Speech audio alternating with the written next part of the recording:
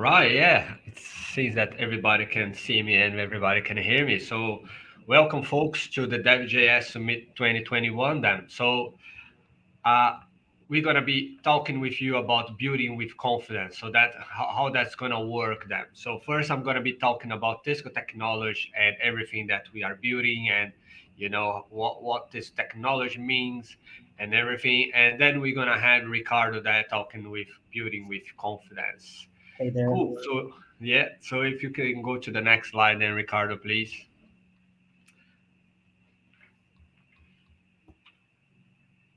Right. Yeah. Yeah. So that's it. So who is Jeff? So I'm an engineering manager here on the colleague space in Tesco Technology. Colleague space, basically, we build the tools that many colleagues around the world is going to use internally there in our Tesco stores and many other places there. So I have more than 20 years experience with technology, since the days that people used to use like Slackware as a Linux distro there, and almost like a religion there. Or for example, where crazy people use NetBSD, or we had like JavaScript as a Netscape browser thing, and Microsoft had a software called like Front Page, all this kind of stuff. So if you know what I'm talking about, it's because you are old enough, just like me, and been for quite a long time in the technology there. So yeah, so I work in many industries, and I am from Brazil, and Ricardo is Argentine, and we are actually country neighbors. How crazy is that, right? So we work in the same company, and I am based in the UK, and Ricardo based in Poland, and we are actually country neighbors. How cool is that? So yeah, so that's me. My Twitter is that Sessional Jeff as well. So if you want to follow me on Twitter, just go ahead. You're more than welcome to do that as well. So if you can go to the next slide, then please, Ricardo. Yeah, so what I'm going to be talking with you then, and what is Tesco technology? How long we been in Poland? So all these things I'm going to be talking about. We have our quiz. Our quiz is going to be live by noon today, so you can go there and scan the QR code that you have there on the top there, and then you can answer some questions, and you can get like an Xbox there. We're gonna have like a prize for the person that answer all the questions correctly there. So go ahead, go there, answer the questions, and get your Xbox. For the second, third, and all the other place, we're gonna have also a power bank there as a prize as well. So don't miss that. So let's talk about this technology then. So we have 450,000 across the globe there, right? We are a massive retail, not only in the UK but in many other countries as well. We have our hub of technology in Poland. It was launched in 2016 there, and we have, for example, many APIs that we built in Poland as well. The first one that we had was an address API. So yeah, so we are a massive presence in Poland. Many of you knows our business as a retail shop, but we are more than that, right? We have a really big technology area, and where people develop really cool stuff, and wow. So talk a little bit more about Tesco there. If you look at Tesco, basically, when we think about Tesco, as I said, we think about Tesco retail, but we are more than that. For example, you have Booker. That's the company that Tesco acquired some time ago. That basically it provides food for all the restaurants that we have in the UK as well. So we have, for example, Dunnhumby. That's a data analytics company there that's based that have sites all across the globe as well, and it's part of Tesco. We have Tesco Bank, we have Tesco Mobile. So we have many things here that not everybody knows that we have, and we need to support all this part of the business with technology, and that's why we have Tesco technology here, to build all these APIs and build this capability that we can give not only for our customers but for our colleagues in store as well.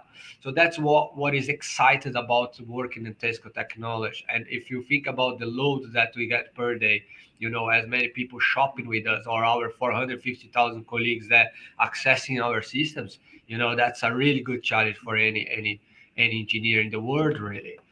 Cool. Yeah. So we have hubs. As I said, we have a hub in Poland, but we also have our hub in India and Hungary as well.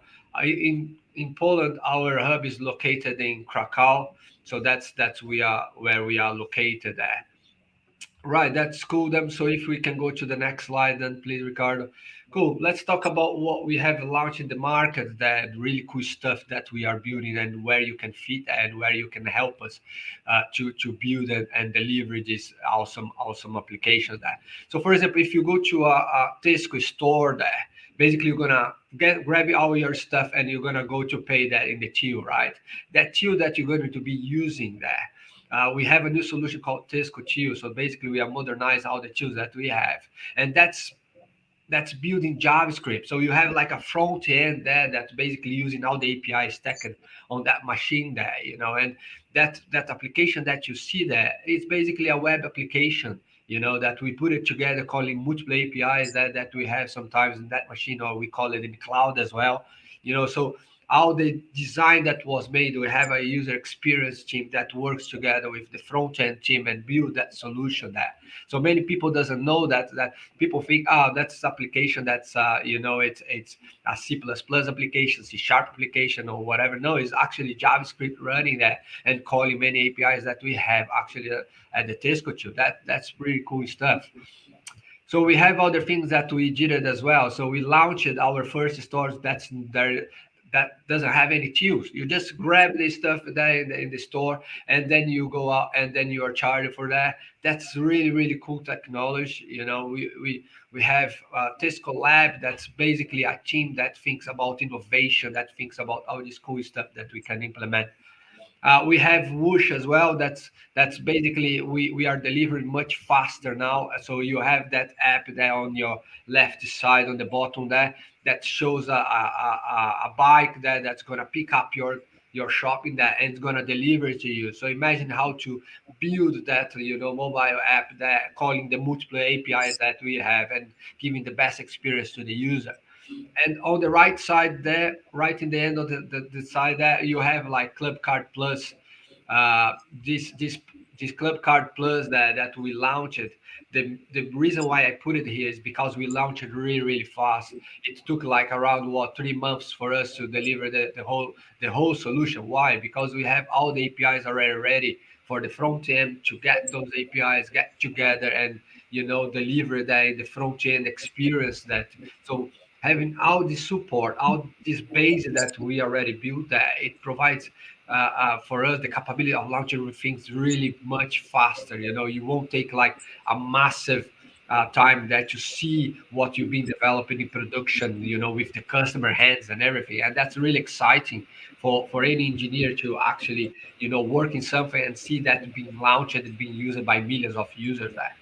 And of course, in the middle, I just wanted to put it here because I saw that the UK most valuable brands that Tesco, and that's something that I'm really proud of. I people that work in here at Tesco, we do our best in them in everything that we do, and seeing that we recognize that we are one of the most valuable brands. That's just a great achievement for me. So that's why I put it here for you folks. Then. Right? If you can go then to the next slide, Ricardo, please. Right. Technology that we use then. What we've been using so far then. As you can see, is a massive stack of technology, but things that you can recognize, like for example, Node.js or React, or for example, Microsoft Azure, our main cloud provider there, and many other technologies that we have. We actually use that. So for example, CentOS, we use it there on some of the applications that we have and many other technologies. So we have a massive stack of technology there. If you have those skills, if you know how to deliver really good quality code there, and you are excited by it, and you know this technology, just have a look at our website. Come join us, and you can send me a message as well. Can talk to me about how it looks like to work in Tesco and everything. And yeah, I'm more than happy to have a chat with you. Thanks, Ricardo. Let's go to the next slide then, please. Right. So let's talk about how the engineer ladder works in Tesco Technologies that and in Poland as well. So when you join us, you're going to join as a software development engineer, or you're going to join as a manager like I am. And you can, for example, if you're a software development engineer, you have different levels, right? You have like the junior level, mid level, and senior level there. So SEG 1, 2, and 3. And then you have the principal position that's basically the main software development engineer that participate in different applications and guide the other engineers on where do we want to reach. If you want to go to the manager side, you have head of software there, and then you have director of engineering as well. So this is our engineer ladder, but that accommodates people that are working front end, back end, architects, DevOps, system engineering. So yeah, so we're ladder there. Right, Ricardo, if you can go next then, please. Right, so this is my takeaway for you then. So these are books that I've been reading through my career that helps me as a manager, to manage people and manage applications that as well. So you can see on the top first that the manager's path is a really good one. Start with why from Simon Sinek. You need to understand why you are delivering things, why you are doing things, and that's really important.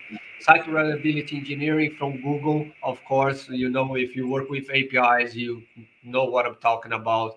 Service level objects, service level indicators, always good to know and crack on those. When we have, for example, essential Scrum, that is our day-to-day job, right? We use Scrum a lot in Tesco Technology.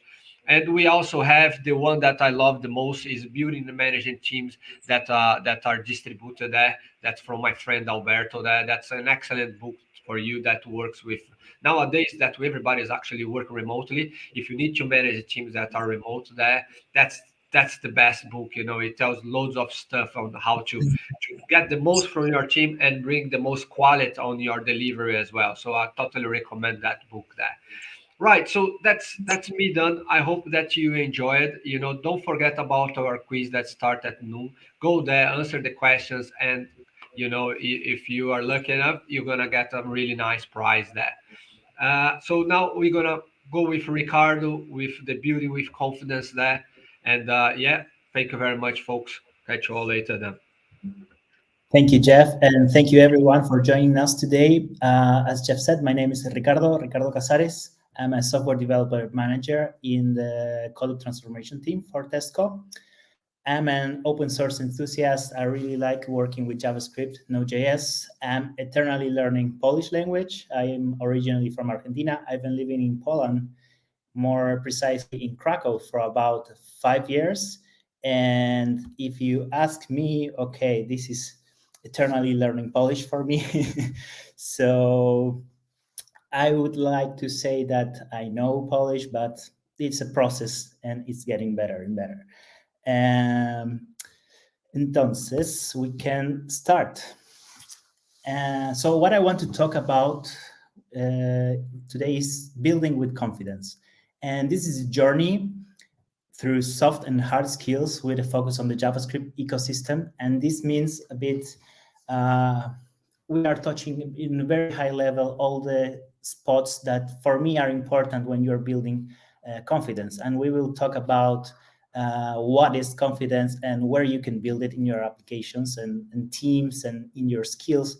And I would like to show you what is important for me in these terms and how we can improve the process of building software to get better teams, better products, and actually having fun building those. So what is exactly confidence, right? So the formal definition is the feeling or belief that one can have faith or rely on someone or something, right? So why confidence is important?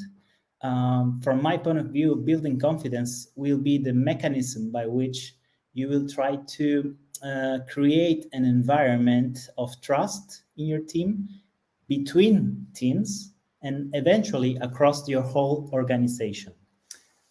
You can create confidence or at least have some illusion of confidence, but you cannot create trust from thin air. It must be earned, and this is what we are going to talk about, how you can build confidence into your skills, processes, teams, yeah, and applications. A little bit of what I just said. Let's go to the first skills part. I'm not going to talk much about the skills part because this is mostly subjective about what are your goals in what you want to learn, where you want to excel at. This might be UX, this might be any kind of engineering, programming, and so on. So what I will tell you about skills is two things that help me to build skills, and one of those is know where you are, and the other one is get where you want to be. So let's talk a little bit about that. So what can you do to progress in your skills, right? First of all, you would need to assess yourself to understand where you are, what you know, and importantly, to know what you don't know. And that's the most important thing, right? And for getting more information about where you are, it's very, very useful to ask for feedback, right? Have your peers around, your friends, the community, ask about how you're doing in such skills, and be realistic about it. Be honest with yourself about this. And the second point is get where you want to be. How you do that? So first of all, set goals and have deadlines. This is very important. And find your local superheroes. And what I mean by this is that there's always this person in your company, in your local communities, that has the skills that you want to build. And what best to ask those persons to hang out with those people, right? And again, be realistic. When you set your goals, take your time, rehearse, practice, and again, have your deadlines. When I was learning Polish, I had to give an exam for B1, and I had a strict deadline about it. I had like a year to prepare and to give a B1 exam. So that kind of pushed me forward. So I recommend you to have some deadlines. Next, we are going to talk about how to build confidence in the teams. And there's a few key things over here. So we're going to talk about setting the values, building agreements, having clear expectations, and communication and language. About setting the values, we can start asking ourselves three questions: what, why, and how.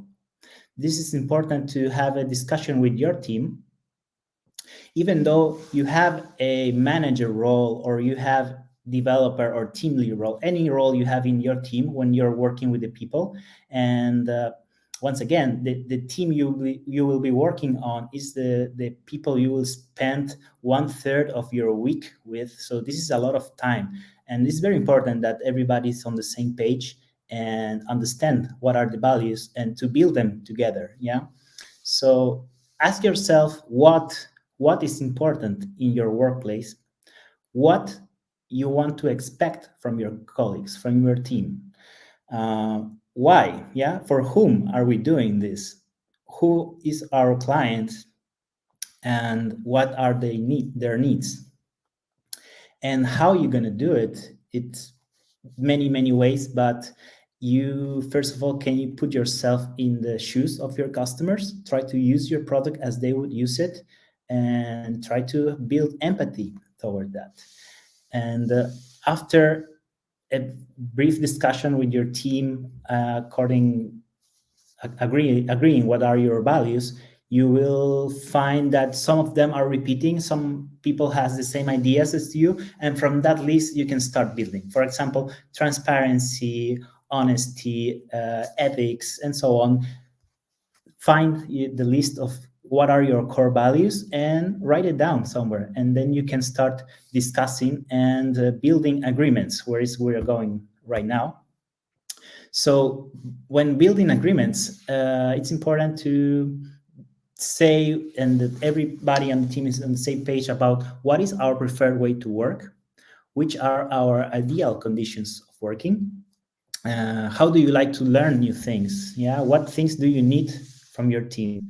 What is the best way to communicate with you? Either email, chat, direct calls, and so on.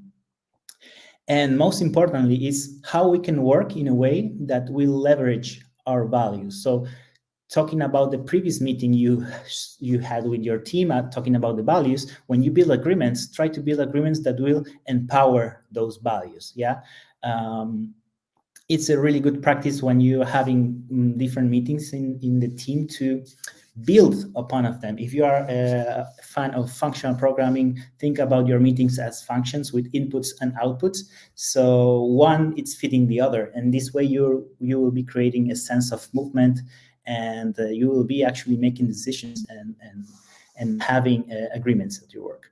The third point here is to build clear expectations about what is your role as a software engineer, as a test engineer, as a manager, as a team lead.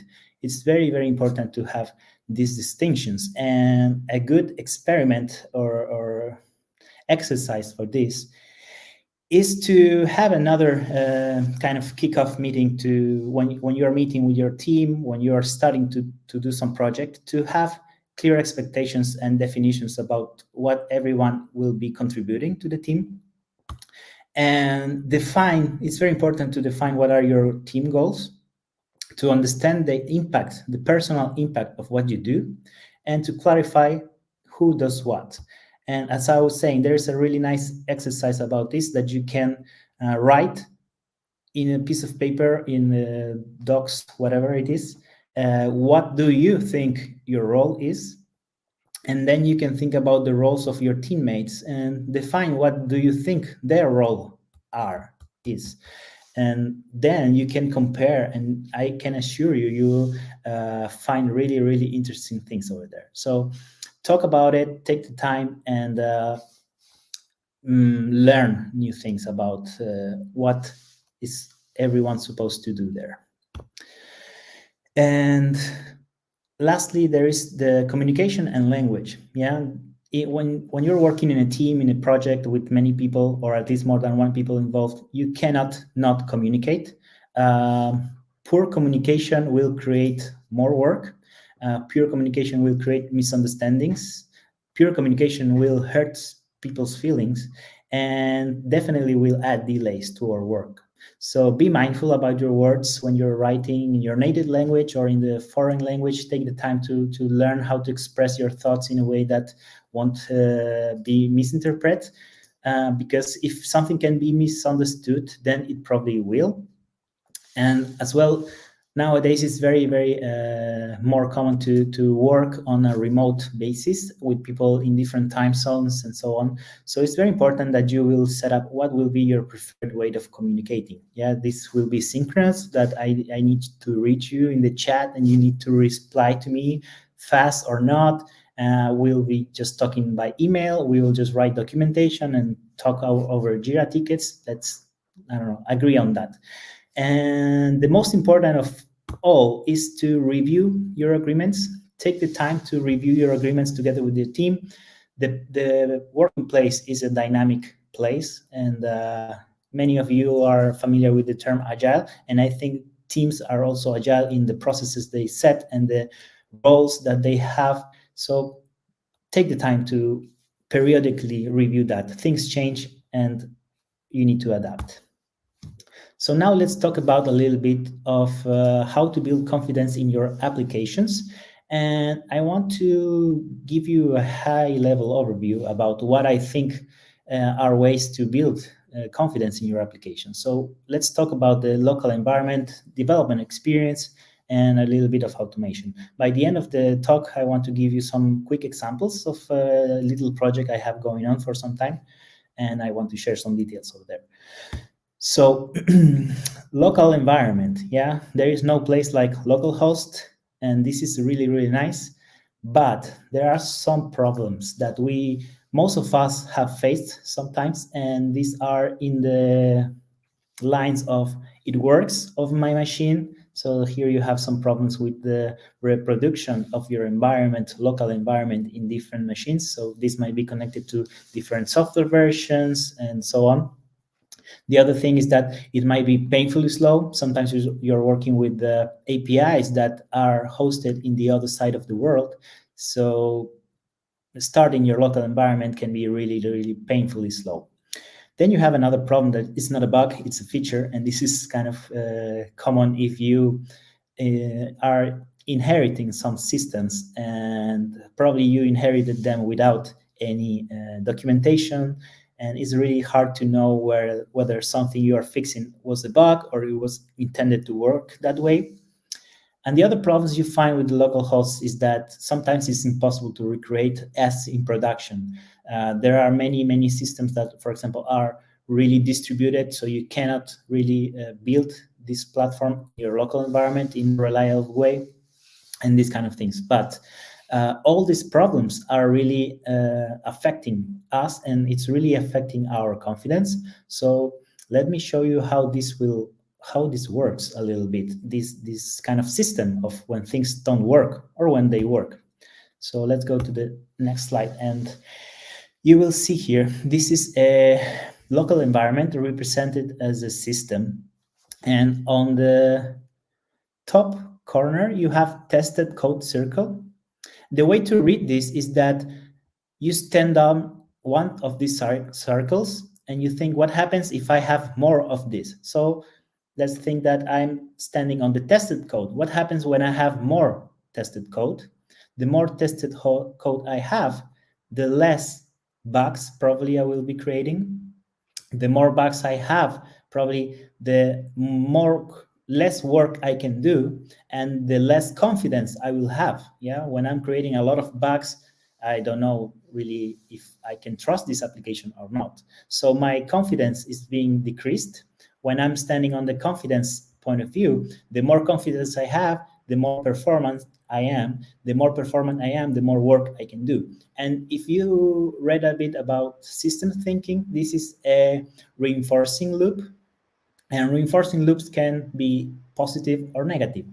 We just saw the positive way of thinking, but the opposite is true. So if you have less tested code, and I'm not just talking about tested code, think about the broken environment, think about not having unit tests, think about not having mocks or something that affects the overall quality of your project. So the negative part of this is that the less tested code you have, the more bugs you will have. The more bugs you have, the less confidence, the less performance, and the less work you can actually do.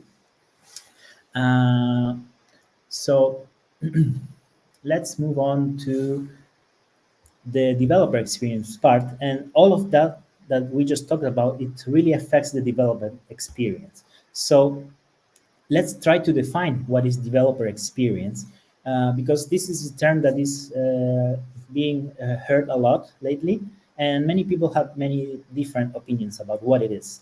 So some people think about ergonomics of an API, how easy it is to use it.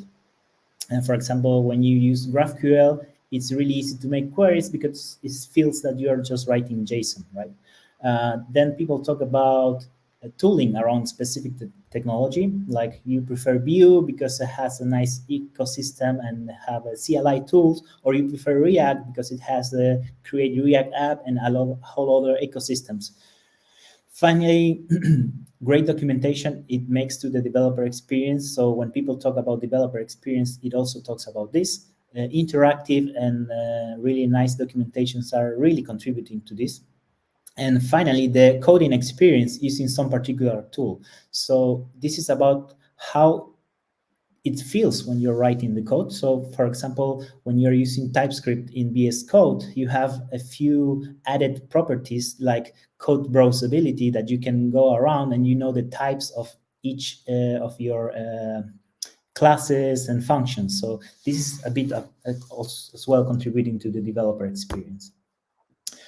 But what is my idea of developer experience? And as a manager, as a person who lead people, for me, it all starts when you join the company, and how easy it is for you as an engineer to onboard, to feel productive in the new environment with your team. So it's all about fast onboarding, to know the tools you will be working with, to know all the ecosystem in the company, to have self-serving systems for you to get permissions to everything. The second thing is about fast feedback loops. And the third one we will talk is single source of truth. As I said, for fast onboarding, try to containerize your environment if possible. Using Docker, you can create reproducible environments in the engineers' machines that then you are eliminating one of the problems of local host, that is, it works on my machine. By using Docker, you don't have to deal with the external world of your computer, of developers' computers, so you don't have to deal with the version problems and so on. Make your code bases easy to navigate and self-descriptive. When using, for example, TypeScript, this is something added there. Try to have quality documentation and aim to have it. And if you can generate it automatically, and this is connected to the single source of truth point that we just talked about, if you can generate it directly from your code, the best. The closest you have your docs to your code, I think it's the less probabilities that it will diverge. Then when you have these three things, you are allowing people to easily experiment with your products, with your projects. And the more experimentation rate you have, you are allowing for innovation. And because innovation always comes with a risk, try to have safety nets that will allow engineers to fail fast and fail safe. Regarding the fast feedback loops, as I said, try to see your changes instantly. As you remember, some time ago, you had to make a change, go to the browser, refresh, and maybe that was not what you intended. So try to reduce the feedback loops you have. It will help you to reduce cycle time of a feature. It will help you find problems quicker and reduce development costs. And if we think about this a little bit, and we think in numbers, 300 commits a week, 3 minutes average build time, and a 90% success rate of build pipeline. Yeah, when we're talking now a little bit about DevOps, it means you are losing 900 minutes of engineers per week. And as you know, this is really, really costly. Another example, you have a 25 minutes average build time with 5 minutes queuing build time.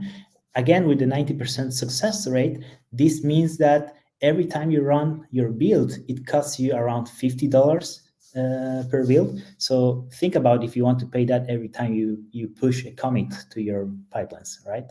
This is something to think about, and to reduce the feedback loops will help on this. And finally, single source of truth. As I said, whenever you can generate code from a single source of truth, the best. You will be avoiding type proliferation and some other problems. And think about this. What you see on the left is an open API documentation, what you use to build Swagger docs. This is describing an endpoint users and how to create a new user. So from this, you can generate API documentation. As you see, it's really interactive and you can play with it. You can generate TypeScript types as well, or you can generate client libraries for your REST APIs. So you can target Node.js, you can target browser, you can target Elixir, Rust, whatever kind of library you want to build, because you have a DSL here that helps you to do that. Imagine as well, you can create automatically input validation for your API. Yeah, so you are receiving these parameters in the body, you are validating that. If somebody sends something wrong, you send an error. Also, you can validate your output from the API. So all of this, you can do it with a single source of truth. And also it will help, for example, when you are building your client libraries, let's say you are building a browser library to communicate with your API. Whenever this model changes and you get a new version of your client library, then if something was changed, let's say that some property was changed in the model, then your build will definitely break next time you want to build your application if you haven't handled the change. So this is providing confidence that when the backend is changing, the frontend won't be affected, or you will know earlier about it.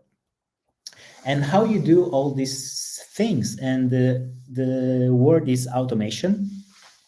And I would like to show you a few things about how you start building if you are not familiar with the process. And it's quite simple. there is a principle about creating the culture of automation. What are the phases? And we will talk about enabling early collaboration. So creating the culture of automation, it starts with saying that manual work is a bug. Every manual action must complete a task and improve the system. So if you are having manual actions, the only reason why you have them is because you are improving something else. So think about a process in your company, in your project that is manual and that you could automate, but you don't know how to start. So the better way to start is just to document the process, exactly what you need to do. Next time you have to do this again, then instead of doing it automatically, you will just go to your documentation and you will follow it like rules. Yeah, and then you will start finding things that are missing. Maybe you will improve it a little bit, and this is the way you are improving the system. The next time you need to run this manual action again, then it is start to transform into a script. So the examples you had in this documentation start becoming like variables, and then you start changing the process, and maybe you will start automating little parts of it, and not necessarily the whole thing at once. But next time you go through this again, you will have a few automated steps, and by the end, you will have the full automation, and you will have maybe on the top of it some self-service, right, that you can provide to your users to then just they will create whatever they need on their own. And it's very important to enable collaboration in this process when you're writing the documentation and starting to automate, because you will start sharing your ideas, you will invite others to improve the process, and you will start testing it on the wild. And this is a little bit of how automation can improve your processes. And if you see here again, we have a system design, and we are adding a little bit, we are sprinkling a little bit of automation that in this case is helping to make more deploys. Like maybe you have a deploy process that is really slow and manual, and you want to have something easier that with one click, you're deploying this exact version of your system somewhere. And by automation, you can do that. So whenever you have this automation, the amount of deploys you can make in your system will increase. And naturally, because you are deploying more, your change sets or changes size will start reducing naturally. The more deploys, the smaller the changes you can put in a deploy. So the smaller the changes are, the safer will be the deploys. When you are deploying something to production, and instead of deploying one ticket or one feature, you are deploying 10, then there is 10 things that can go wrong in this case. So the more deploys, the smaller the change size. The smaller the change size, the safer are the deploys. The safer are the deploys, the more confidence you have in the whole process. And with the more confidence, you can make more deploys. Or you can take the time that you saved with automation and build more automation. Think about improving other parts of your system. We'll go right now to one quick example. And I want to share with you that if you scan these QR codes, you will have access to this tool that allows you to simulate your process and to think in systems. It's a really, really interesting tool. And when you want to think about something that has many moving parts, it's really useful to do so this way. The next thing I want to show is a little project that I built over the years, and basically started in my way to learning React, but it has evolved and it has gone through many different stages. And it is a really basic radio player. So you can go there and play some radio around the world. There is radios from Poland, from Argentina, from everywhere. And the tech stack for this is React for the UI. I'm using a really new library because also this is the place that I use to learn new things. And this library is called Stitches. It's a CSS in JS with really nice TypeScript support. So if you are building design systems for your companies, this is a really nice tool because you can create the full set of tokens for your design system, like what are your colors, what are your spaces, margins, borders, anything like media queries and so on. You can define that in a single place declaratively.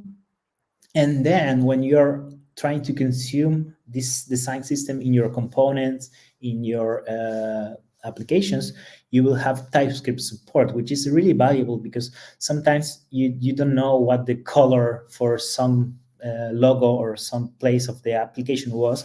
And then you have that in your editor, in your VS Code. Whenever you are typing a color, it will pop up as a suggestion. Of course, I'm using TypeScript over here, and I'm using a nice tool called GenQL, and this is connected to what I showed you before, that if you have processes that automate your code generation, then you can create clients for your front end, for example. And we will see a little bit how that works. I'm using TestCafe as an end-to-end testing library, and I'm deploying this app with Vercel, which is a really, really nice platform for deployments. And for some of the pipelines, I'm using GitHub Actions. So I want to show you a little bit how this looks like, and you can scan the code and directly use the app. And over here, you can see it's just a mobile layout, and you can select your language you're going to use and dark mode, and that's it. You can browse through the radius, you can search, and you can play some music. So let's go over here, and I need to stop sharing the presentation. So give me the cue if everything is good, because I need to share my browser. Let's see. Ricardo, we have 8 minutes to go, right? And we need to leave 5 for questions and answers, just to let you know. Yeah, sure. Okay, let's share the screen over here. And I want to show you this.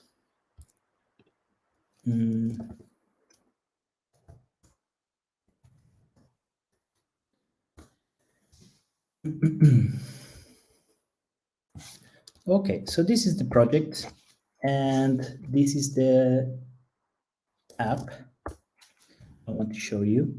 And there's a few things over here that I want to show you. So this is the app. I'm going over here. And the few things I want to show you here is the package JSON for this application.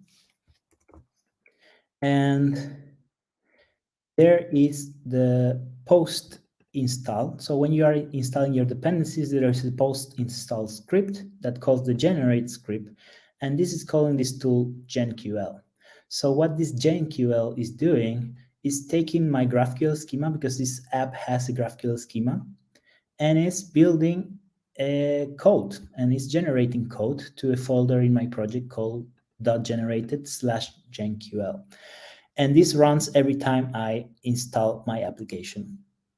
And I want to show you how my schema looks like over here. It's very simple because I'm using some external API to get the radio stations. And you can see this is what is possible to do in my GraphQL schema. I can query for stations, and I can query stations by unique ID. I can have these types for the station and so on.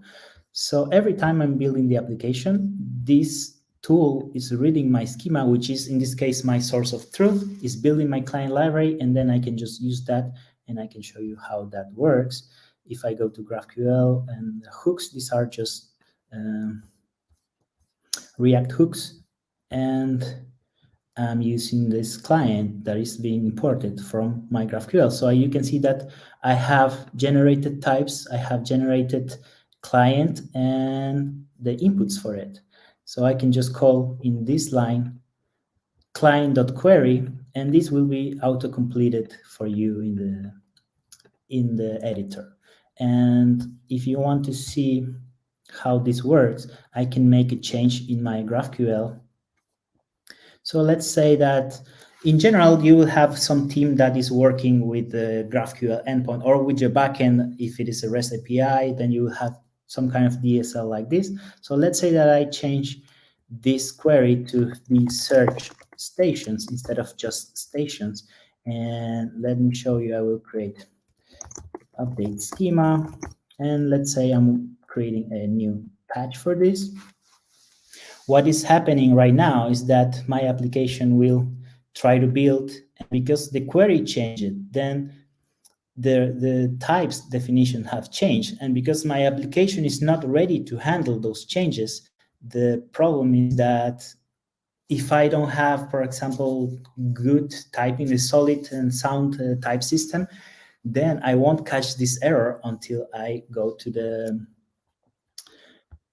production side and I try, or maybe some test will catch it. But the point is that now I will be catching this automatically. So you see, as I'm building Vercel, I'm using Vercel, my build has failed. And it has failed, I cannot show you because I'm not logged in right now, but it has failed because of the types have changed and my application is not ready to handle those. Another tool that I have here is called Hike, and this is a really useful tool for adding some friendliness to your code base. So you can define some rules in this GitHub, and you go to the settings here, and you can define some rules about your files. When somebody edits some file, then for example, if somebody modifies the GraphQL files, you can add a comment. And this is really useful when you have someone new in their team and you want to let them know what each part of the code base does. In this case, I changed the GraphQL schema and I'm getting a warning, that I have modified the GraphQL schema, that I should take into account some rules. If I deleted some fields, if I'm adding new fields, and so on. The important thing here is that I changed my schema broke my build, and now I got information about when I'm doing this. So when you're modifying the GraphQL schema, we will automatically generate the client library. If you have modified the types or queries and you do not have updated the code handling it, this build step will fail.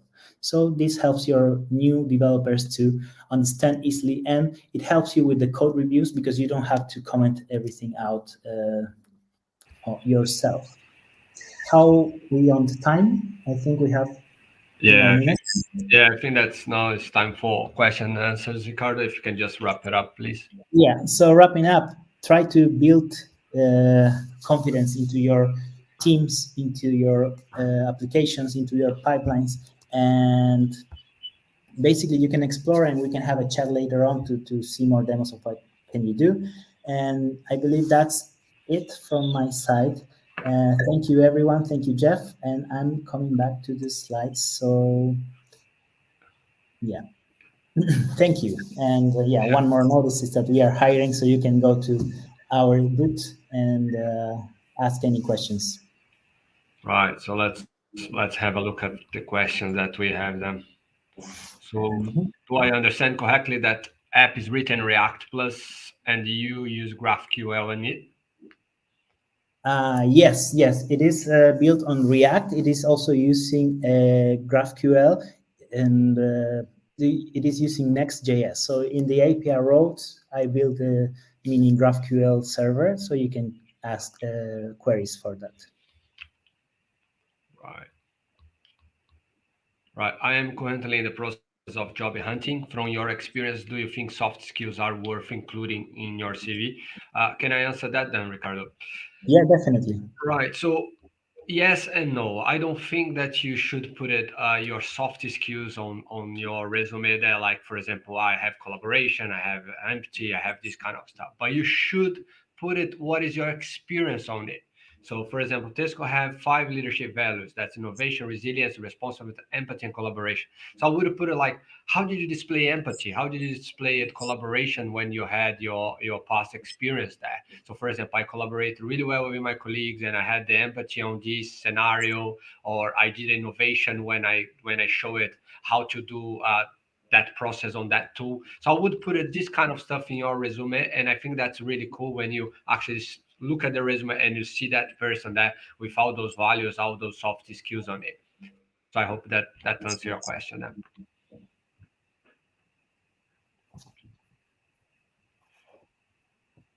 Right. The next question is, can you provide the link to the app? Yes, sure. Let me see. If you go to the app, I think this is the link is just called bemba.app. And if you go and scan this QR code, you will find a repository. You can find me on github.com/Ricardo Casares. That's brilliant. So any other question that we have? What if the team doesn't want to collaborate? I can answer that one there, and you can add a little bit more. What happened is that if the team doesn't want to collaborate, why the team doesn't want to collaborate, right? The big answer here is to understand the whys, right? Remember that I showed a book from Simon Sinek about why, to start always with the why, right? If we show to the developers, to the engineers, why we are doing that, and everybody's quite clear on that goal, I think that everybody's going to be starting collaborating well together. But that's my thoughts. Let's go with you, Ricardo, then. Yeah, well, if team doesn't want to collaborate, there's something telling you that something is not working. Maybe they don't know well each other. Maybe it's a new team. There are many things. For me, it's a sign that something is not working well, and it's a point to investigate. Like, okay, what's going on? Maybe the team doesn't get along. Maybe there's a problem. Maybe they know each other from somewhere else and didn't have a good experience. For me, it's just a sign that the discussion needs to happen, because when the team is not collaborating, is not a good thing for the team, for the business, and for nobody else, really. I would try to have an honest discussion about what's going on. Right. Yeah, that's brilliant. So any final questions then?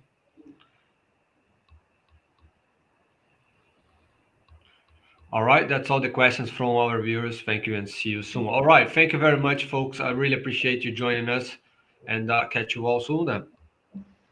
Thank you. Have a good day. Enjoy the conference. Cheers. Bye.